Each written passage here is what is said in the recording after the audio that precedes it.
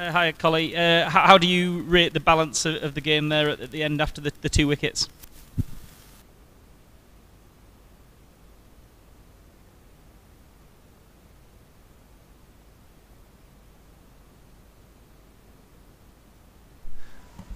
Is that on? Is that better? Shall I start again? Yeah, we've got to be realistic. I think what is effectively probably the 9th day that wicket's been played on tomorrow. It's as we can see, it's doing plenty for the spinners. There's lots of cracks there. So you know, realistically, it's going to be a tough chase. But as we know, this team's capable of some special things. We've got you know, some batters in there who can put bowlers under pressure in these kind of conditions. You know, the more it turns, I guess, the more that the sweeps come in, the reverse sweeps, playing a bit squarer. And you know, we all know if you get on a roll and get a partnership going, anything can happen. So it'll be one hell of a chase. It's something that we'll obviously relish and try to go for and put the opposition under pressure. But you know, we've got to be realistic as well. It'll be a tough ask. You mentioned it being day 8 today, day 9 tomorrow on that pitch. Can you, as a coach, sum up what your guys have had to do from piling on 800 on a flat one against seamers to trying to scratch out 200 with the ball ragged both ways?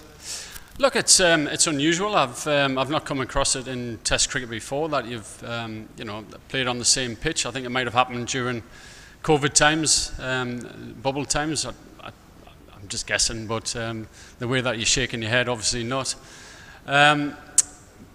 But you know, I guess Pakistan in many ways have taken a risk on winning the toss, and they have done in this Test match. But we've got to find a way tomorrow to you know, to somehow try to knock 260 runs off on a wicket that is. Got plenty of cracks and plenty of assistance. But kind of in many ways, it's playing on a pitch like that can be a lot of fun as well, because it's doing so much that you find ways of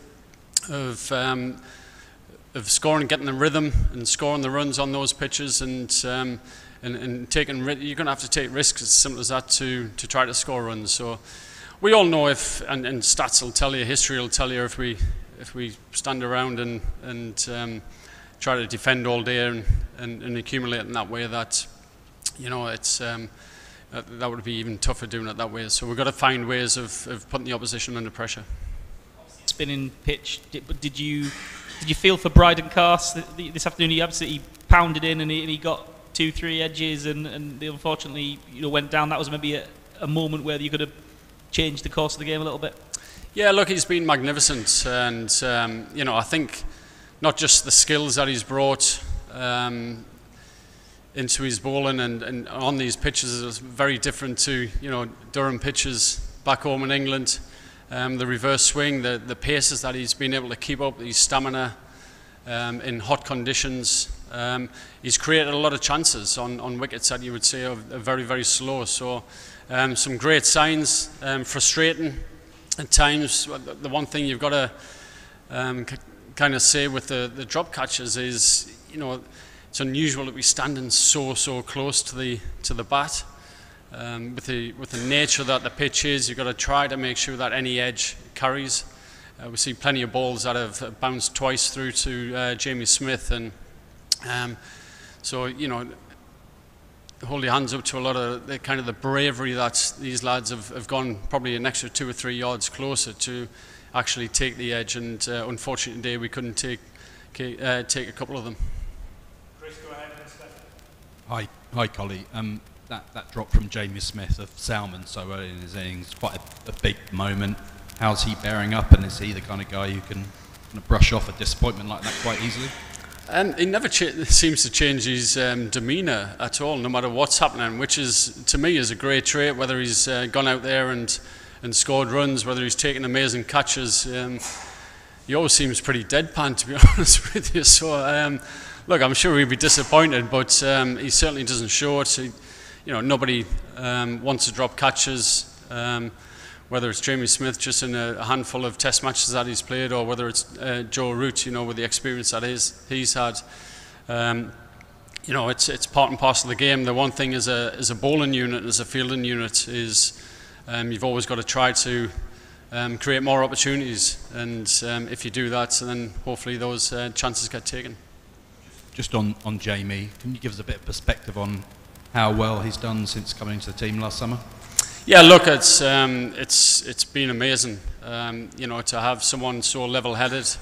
It feels like he's been around for years, and I thought, you know, barring that drop catch, I thought his keeping's been exceptional, and you know, those 2 catches in the first innings, which, you know, really skipped through, and to be able to take those from such a close range, I thought just shows what kind of skills, and obviously standing up to the spinners. He's just one of those keepers that you don't kind of notice, and when you don't notice keepers, it means that they're doing a very good job. So, and you know, with his batting as well, we all know he can be disruptive down the late order, and hopefully we don't need his runs tomorrow, but if we do, then we know we can do a lot of damage.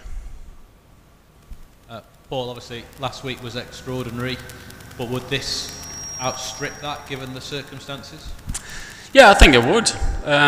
You know, as you said, under the circumstances and the conditions that we've been given in this test match, to go out there, and the amazing thing is now, there's still hope, and there's only hope because of the amazing things that these guys have done in the past, and done in certain conditions. You look at that, the first test in India.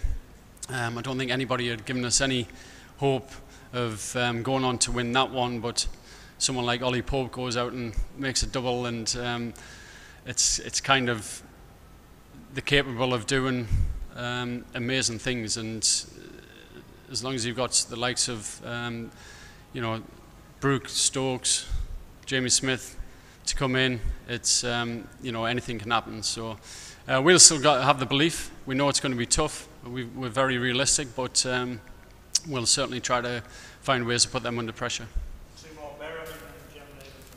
Hey Collie, this is Behram Kazi from Pro Sports. So in hindsight, of course, given how much this surface has had to offer for spinners, do you think perhaps England were better off if they played Rehan Ahmed in this game?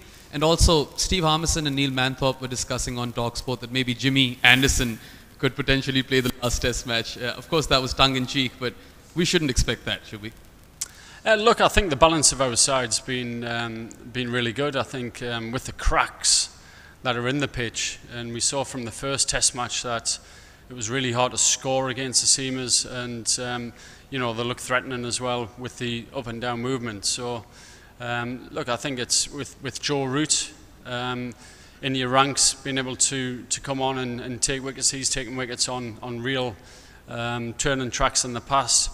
I think it gives you a real balance to the side, and when you're going into a test match, this surface, I guess, didn't look as though it was going to break up from the main part of the surface too much. You know, 5 days of that last test match, it was still pretty flat at the end.